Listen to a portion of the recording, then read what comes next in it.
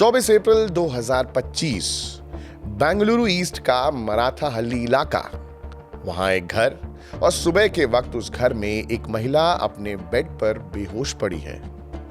उस कमरे में एंटीसेप्टिक की हल्की सी स्मेल आ रही है और घर में उसके साथ उसके मम्मी पापा मौजूद हैं। अब उन्होंने देखा कि बेटी को होश नहीं आ रहा है। उन्होंने उसे उठाने की कोशिश की, उसे हिलाया डुलाया, उसे आवाज लगाई, लेकिन कोई रिस्पॉन्स नहीं।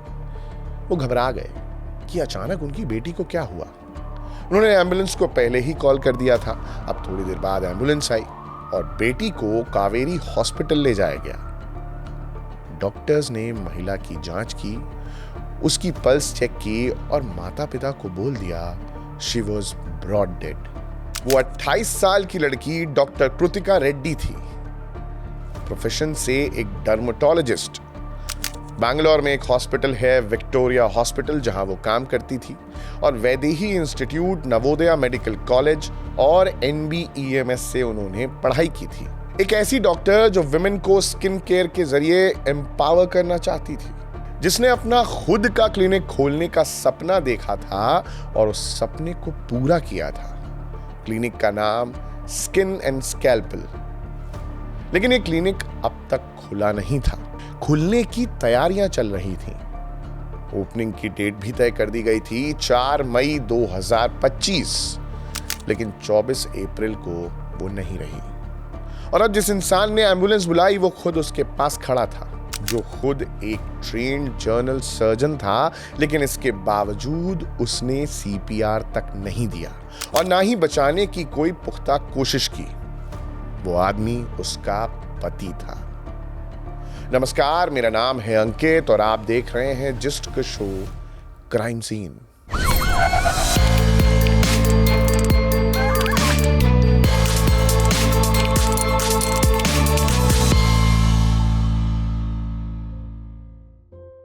कुछ शादियां ऐसी होती हैं जो पूरे शहर में चर्चा का विषय बन जाती हैं। 26 मई 2024 को जब डॉक्टर कृतिका रेड्डी और डॉक्टर महेंद्र रेड्डी की शादी हुई तो वो भी उस कैटेगरी में चली गई, बिग फैट इंडियन वेडिंग।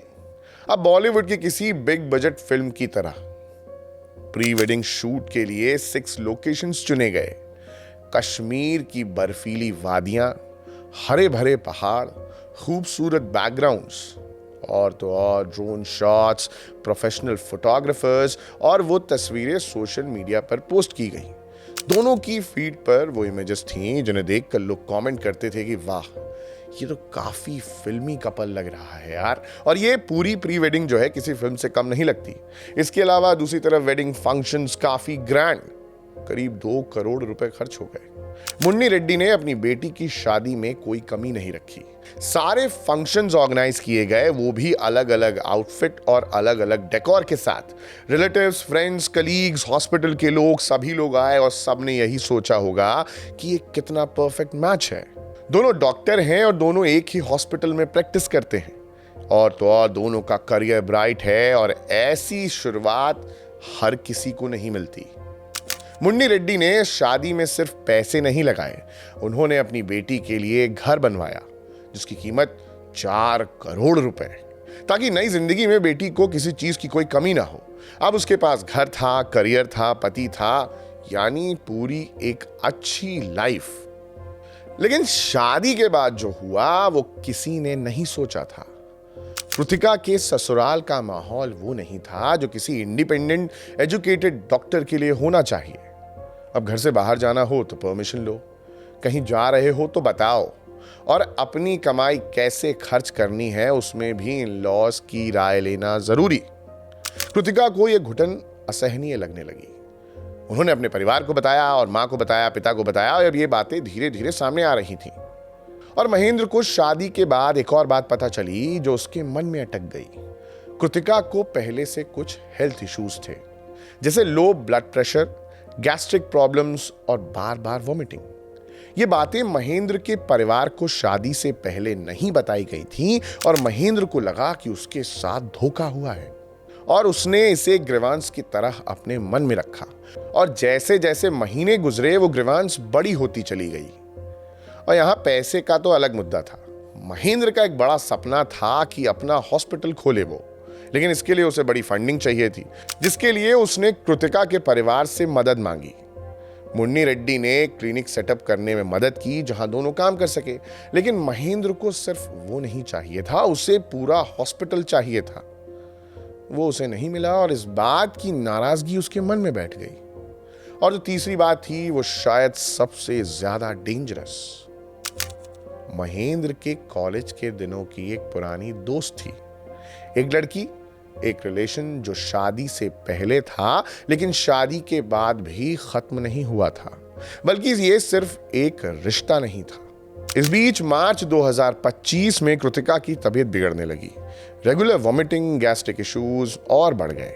इसके साथ ही लो ब्लड प्रेशर्स के एपिसोड्स आने लगे, जिसकी वजह से वो अपने मायके में रहने लगी, मराठा हल्ली में मुन्नी रेड्डी के घर, अपनी माँ के पास, पापा के पास, जहां उसे सेफ फील होता था। अब महेंद्र के मन में उस वक्त क्या चल रहा था, ये उसके फोन के मैसेजेस से बाद में पता चला कि एक तरफ वो कई सारी महिलाओं को बता रहा था कि वो उनसे शादी करना चाहता है, और दूसरी तरफ उसके मन में कृतिका के प्रति एक गहरी नाराजगी थी कि हेल्थ इश्यूज की बात उससे छुपाई गई, उसे पैसे नहीं दिए गए और जिंदगी रुकी हुई लगने लगी। और उसके पास एक नॉलेज थी जो बहुत कम लोगों के पास होती है। प्रोपोफॉल एक एनेस्थेटिक ड्रग जो स्ट्रिक्टली ऑपरेशन थिएटर्स में इस्तेमाल होती है और जो ब्रीदिंग को स्लो करती है, और जो इतनी पावरफुल होती है कि हॉस्पिटल ग्रेड इक्विपमेंट और ट्रेन्ड एनेस्थीसियोलॉजिस्ट की सुपरविजन में ही इसे दिया जाता है, और जिसकी ओवरडोज रेस्पिरेटरी फेलियर का कारण बन सकती है, जो इंसान को एक नींद में ले जाती है जिससे वो कभी नहीं उठ पाता। विक्टोरिया हॉस्पिटल में महेंद्र को प्रोफेशनल एक्सेस था, मेडिकल स्टोर्स में उसकी पहुंच थी, और इन्वेस्टिगेटर्स का मानना है कि उसने अपनी उसी प्रोफेशनल एक्सेस का यूज करके प्रोपोफॉल इलीगली ऑब्टेन किया, एक रिस्ट्रिक्टेड ड्रग जो किसी घर में तो नहीं होनी चाहिए थी। तारीख आती है 21 अप्रैल 2025, दिन सोमवार। महेंद्र मुन्नी रेड्डी के घर पहुंचे। देखने में सब कुछ नॉर्मल था। एक केयरिंग हस्बैंड अपनी बीमार पत्नी का हाल लेने आया था। उसके हाथ में एक बैग था, उसमें medical equipments, IV cannula, syringes और वायल्स। अब उसने मुन्नी रेड्डी को बताया कि वो कृतिका को अपने घर पर ही ट्रीट करेगा। हॉस्पिटल जाने की कोई जरूरत नहीं है, गैस्ट्रिक प्रॉब्लम है, ग्लूकोज और कुछ फ्लूइड से ठीक हो जाएगा। महेंद्र डॉक्टर था, सर्जन था, और घर पर आईवी देना उसके लिए रूटीन जैसी बात।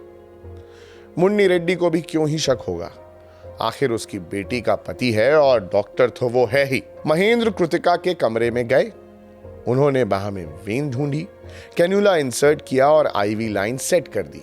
अब ड्रिप चलने लगी थी और कृतिका बिस्तर पर लेटी थी। अब मे भी उसे कुछ अजीब लगा हो या नहीं, महेंद्र ने यह सब इतनी नेचुरली किया कि किसी को कुछ लगा ही नहीं। उस ड्रिप में प्रोपोफॉल था या नहीं, ये इन्वेस्टिगेटर्स अभी भी एग्जामिन कर रहे हैं, लेकिन जो कुछ भी था उस पहले इंजेक्शन में कृतिका को कुछ नहीं हुआ। जिसके बाद 22 अप्रैल महेंद्र फिर आए और एक और आईवी डोज, लेकिन इस बार कृतिका को थोड़ी बेचैनी हुई। उन्होंने कुछ कहा भी होगा, महेंद्र ने रीअश्योर किया होगा, वो काम पर चले जाते हैं और जाते जाते मुन्नी रेड्डी से कह गए कि ये इंजेक्शन का लास्ट राउंड है। मुन्नी रेड्डी ने बाद में पुलिस को बताया कि उसने कहा था कि ये लास्ट इंजेक्शन है और वो ठीक हो जाएगी। अब 23 अप्रैल 2025 रात के करीब 9:45, और ये वो रात थी जो कृतिका की आखिरी रात बनी। महेंद्र देर रात मुन्नी रेड्डी के घर पहुंचे। लोग जाग रहे थे। महेंद्र कृतिका के कमरे में गए, दरवाजा बंद किया, बैग खोला और उसके बाद उसके हाथ में जो था वो ट्रीटमेंट नहीं था। उसने कृतिका की बाह में कैनुला लगाया और प्रोपोफॉल की एक कंसंट्रेटेड डोज तैयार की, सिरिंज में भरी और आईवी लाइन में पुश कर दिया। प्रोपोफॉल फास्ट एक्टिंग ड्रग है, उसका इफेक्ट सेकेंड्स में शुरू हो जाता है। वो ड्रग ऑपरेशन थिएटर्स में एनेस्थीसिया के लिए यूज होती है, और जब सही सुपरविजन के बिना दे दी जाए तो बॉडी का रेस्पिरेटरी सिस्टम उसे हैंडल नहीं कर पाता। ब्रीदिंग स्लो होने लगती है, ब्लड प्रेशर ड्रॉप करता है और एक ऐसी कॉन्शियसनेस आती है जो दर्द भी नहीं देती। महेंद्र कमरे से बाहर निकल गया, नॉर्मल और एकदम कंपोज्ड। थोड़ी देर बाद कृतिका का फोन बजा। उन्होंने व्हाट्सएप खोला, मैसेज टाइप किया और महेंद्र को लिखा कि जहां ड्रिप लगी है वहां दर्द हो रहा है, निडल की जगह जल रही है, कुछ ठीक सा नहीं लग रहा। महेंद्र का रिप्लाई आता है कि उसे मत छेड़ो, डोंट रिमूव इट। और ये उन दोनों का आखिरी कॉन्वर्सेशन था। उसके बाद कृतिका के मैसेज आने बंद हो गए। रात गहरी हुई, घर में सन्नाटा था। महेंद्र चला गया और मुन्नी रेड्डी और उनकी पत्नी सो गए। और एक कमरे में एक 28 साल की लड़की की सांसें धीरे धीरे कम होती रहीं। प्रोपोफॉल अपना काम कर रहा था, रेस्पिरेटरी सिस्टम पर, ब्लड प्रेशर पर और उन वाइटल फंक्शंस पर जो जिंदगी को जिंदा रखते हैं। और अब 24 अप्रैल की सुबह मुन्नी रेड्डी अपनी बेटी का हाल लेने गए। कृतिका बेहोश थी, अनरिस्पॉन्सिव। उन्होंने उसे हिलाया, कोई रिस्पॉन्स नहीं। और अब महेंद्र को फोन किया। वो आया और एक ट्रेन्ड सर्जन जिसे सीपीआर करना आता था, जिसने सालों मेडिकल ट्रेनिंग में इमरजेंसी सिचुएशंस को हैंडल करना सीखा था, वो उसे सीपीआर नहीं देता है। और अब एम्बुलेंस बुलाई गई और कावेरी हॉस्पिटल गए। डॉक्टर ने डिक्लेयर कर दिया ब्रॉड डेड। हॉस्पिटल में जब डॉक्टर्स ने पूछा कि क्या हुआ था, तो महेंद्र ने कहा कि कृतिका पहले से ही बीमार रहती थी। हेल्थ प्रॉब्लम्स थे, low blood pressure, gastric issues, और अब ये एक तरीके से नेचुरल डेथ ही लग रही थी। एक ट्रैजिक, अनफॉर्चुनेट और मेडिकल मिस्ट्री।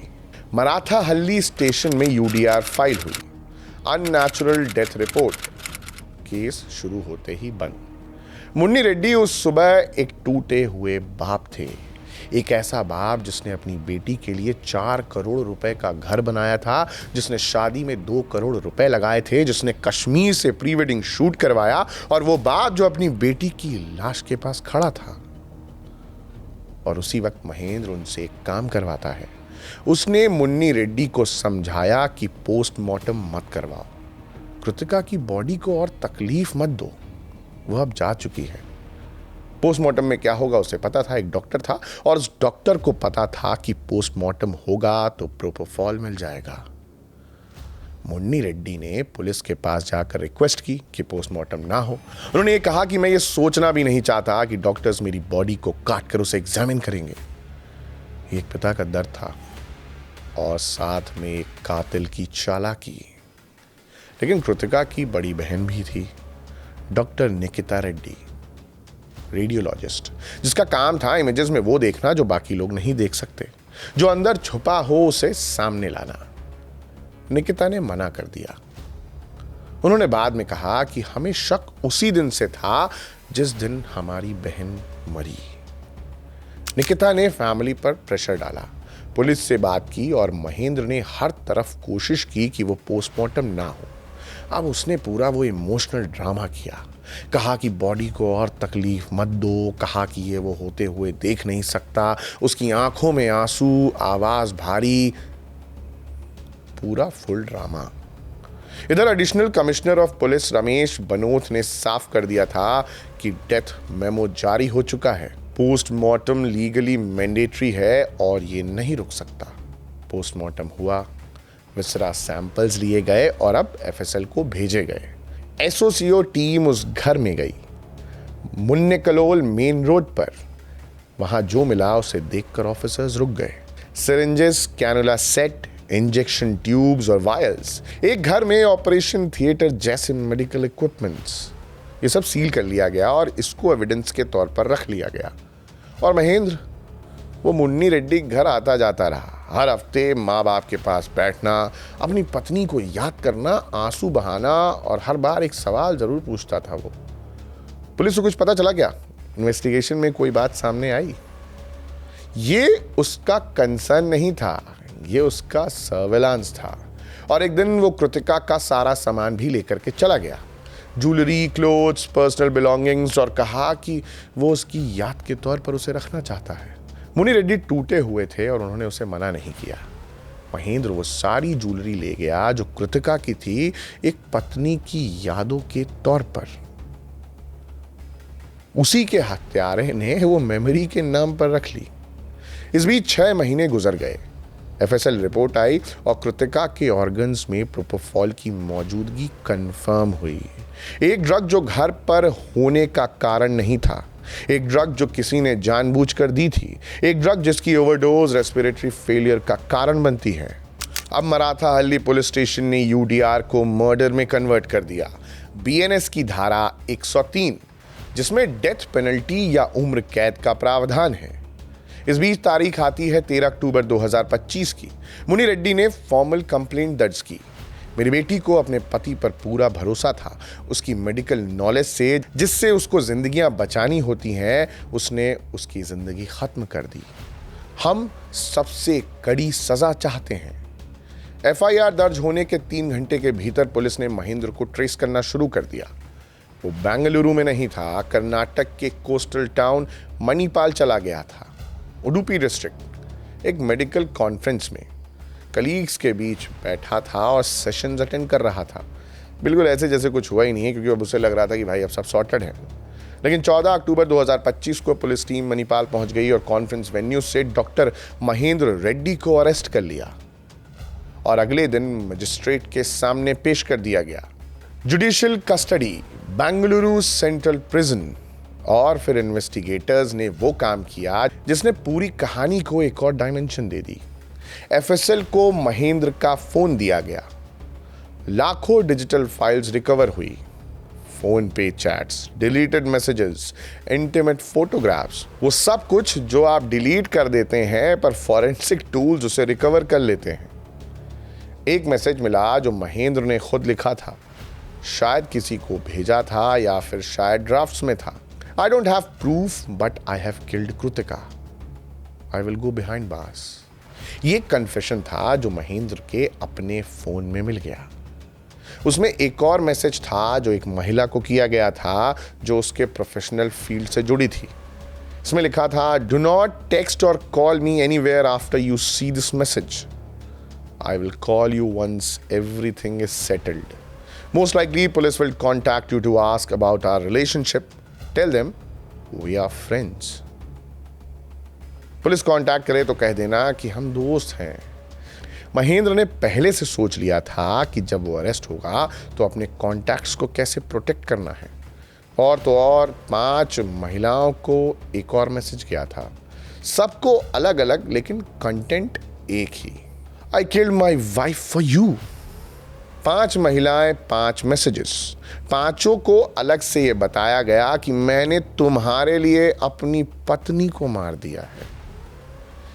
चार्जशीट में पुलिस ने यह भी बताया कि महेंद्र शादी के बाद 4 से 5 महिलाओं के क्लोज गया और सभी उसके प्रोफेशनल फील्ड से जुड़ी थी। सभी को उसने अलग अलग बताया कि वो उनसे शादी करना चाहता है। अब घर में एक पत्नी थी, इसके साथ 5 महिलाओं को अलग अलग फ्यूचर का वादा और एक और प्लान था जो प्रोपोफॉल के जरिए एग्जीक्यूट हुआ। डीसीपी एम परशुराम ने मीडिया को बताया कि उसने अपने पत्नी की मेडिकल वल्नरेबिलिटीज को जाना और उसी नॉलेज को उसके खिलाफ यूज कर लिया। यह क्लिनिकल प्रिसीजन के साथ प्लान्ड क्राइम था। कमिश्नर सीमांत कुमार सिंह ने कहा कि वो हॉस्पिटल लेकर आया और उसने कुछ नहीं बताया कि क्या गलत हो सकता था। अब हमें पता चला है कि उसे सेडेटिव इंजेक्ट किए गए थे। ये मैलिफाइड इंटेंशन दिखाता है। जिसके बाद 9 अप्रैल 2026 को लोकल कोर्ट ने महेंद्र की बेल रिजेक्ट कर दी। चार्जशीट में जो एविडेंस था, जो मैसेजेस थे, जो एफएसएल रिपोर्ट थी, उसे देखते हुए कोर्ट ने माना कि बेल देना उचित नहीं है। जिसके बाद महेंद्र अभी भी बेंगलुरु सेंट्रल प्रिजन में जुडिशियल कस्टडी में है और अब ट्रायल आगे चलेगा। उधर कृतिका के पिता मुनि रेड्डी ने वो घर अपनी बेटी के लिए जो 4 करोड़ में बनाया था वो स्कॉन को डोनेट कर दिया अपनी बेटी की याद में। ये वो घर है जिसमें कृतिका कभी रही ही नहीं। स्किन एंड स्कैल्पल का वो बोर्ड जो कृतिका ने खुद डिजाइन किया था, जिसकी 4 मई को ओपनिंग होनी थी, वो कभी खुला ही नहीं। वो बोर्ड कहीं रखा होगा किसी के पास, एक उस रिमाइंडर की तरह जो किसी सपने की याद दिलाता है और वो पूरा नहीं हो पाया। क्राइम सीन के आज के एपिसोड में फिलहाल इतना ही। ट्रायल अभी जारी है और चार्जशीट कोर्ट में है। जैसे जैसे प्रोसीडिंग्स आगे बढ़ेगी हम कोशिश करेंगे कि आपको इन्फॉर्मेशन देते रहें। कैमरे के पीछे हैं हमारे साथी फरहान हैदर और अब्बास अहमद। साउंड पर है संदीप पांडे जी। मेरा नाम है अंकित और आप देख रहे हैं जस्ट।